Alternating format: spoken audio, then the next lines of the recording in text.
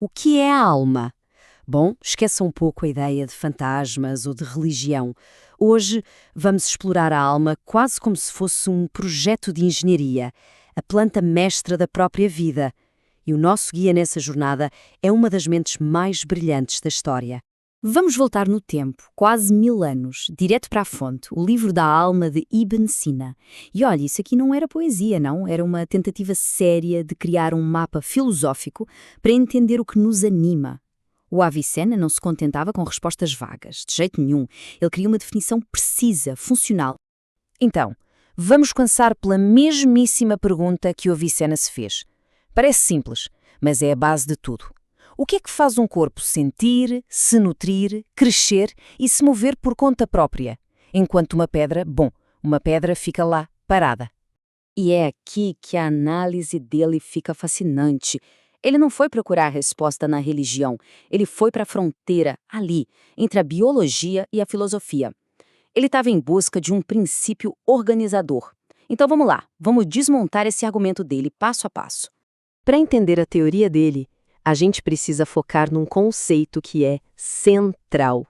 Para o Avicena, a alma não é uma coisa que está dentro do corpo. Não mesmo. É algo muito mais fundamental. E ele escolheu uma palavra bem específica e muito poderosa para descrever isso: perfeição. Mas antes de apresentar a sua ideia, Avicena fez questão de refutar as teorias da sua época. Tinha gente que dizia que a alma era calor, outros que era o sangue, ou até uma mistura específica dos elementos. Para ele, essas explicações eram muito grosseiras, muito materiais. Ele argumentou que a alma não podia ser só mais um componente físico, tinha que ser o próprio princípio que organiza todos esses componentes. E é por isso que a escolha das palavras dele é tão crucial. E aqui está a grande sacada. Ele podia ter usado a palavra faculdade, que era bem comum, mas não. Para o Avicena, isso não era o bastante. Pensa bem, uma faculdade descreve o que algo faz, a sua função. Já a perfeição descreve o que algo é, a sua essência. A perfeição é o projeto, a planta baixa que permite que as funções sequer existam. Para deixar isso bem claro, ele divide a tal da perfeição em 2 tipos. A primeira perfeição é a forma essencial que define uma coisa. Usando a analogia dele, que é ótima, é a estrutura, o design, o equilíbrio que transforma um pedaço de metal numa espada. Sem essa forma, é só um pedaço de metal, certo? Depois vem a segunda perfeição. Essas são as ações que resultam daquela forma essencial. No caso da espada, a segunda perfeição dela é o ato de cortar. Uma espada é uma espada, ou seja, tem sua primeira perfeição, mesmo que esteja guardada na bainha. O corte, a ação, é a segunda perfeição. E tudo isso nos leva à definição dele, que é brilhante de tão concisa. A alma é a primeira perfeição. Não é a ação de respirar, é o que torna a respiração possível. Não é o movimento, é o princípio que organiza o movimento. É a forma de um corpo vivo, do mesmo jeito que o design é a forma da espada. Com essa definição em mãos, o Avicena vai além. Ele cria um sistema super elegante para classificar a vida. Ele não enxergava a alma como uma coisa só, mas sim como uma estrutura com níveis, uma hierarquia. Ele propôs 3 níveis, ou 3 tipos de alma. Na base de tudo, a alma vegetal. Depois, construindo sobre essa base, a alma animal. E, finalmente, no topo, a alma humana, que engloba as 2 anteriores e adiciona algo único. Esse esquema mostra essa estrutura em ação. Na base, a alma vegetal, com as funções de nutrição, crescimento e reprodução. Acima dela, a alma animal, que herda tudo isso e adiciona a percepção e o movimento voluntário.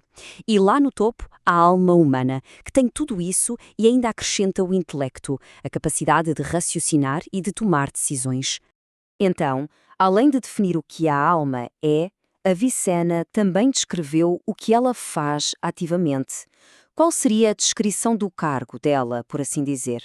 Na visão do Avicena, a alma está longe de ser um passageiro passivo. Pelo contrário, ela é uma força ativa, constante. É o princípio que mantém todo o organismo funcionando como um todo coeso e não como uma simples coleção de partes.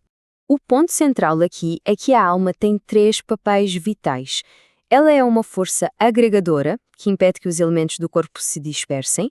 Ela é organizadora, dando a cada órgão a sua função certinha, e ela é preservadora, mantendo a integridade e a saúde do corpo contra a deterioração. O próprio Avicena resume isso de forma perfeita. A alma é a força que aperfeiçoa, conserva e organiza o corpo. Sem esse princípio ativo, um corpo vivo se desintegraria rapidinho e voltaria a ser só matéria inanimada. Certo. Mas e daí? Porque essa estrutura filosófica de quase 1000 anos ainda importa hoje em dia? O grande legado de Avicena foi ter enquadrado a questão da alma não em termos puramente espirituais, mas como um problema de organização biológica. No fundo, ele estava se perguntando qual é o software que roda no hardware de um corpo vivo. E isso nos leva a uma última pergunta para a gente refletir. Hoje, a biologia de sistemas, a pesquisa sobre a consciência, elas procuram a mesmíssima coisa, o tal do princípio organizador da vida. A linguagem mudou, claro. Agora falamos de algoritmos, de sistemas emergentes, mas a questão central é a mesma do Avicena. Será que ao procurar o software da vida, a ciência moderna não está, sem saber, seguindo os passos de um filósofo de 1000 anos atrás?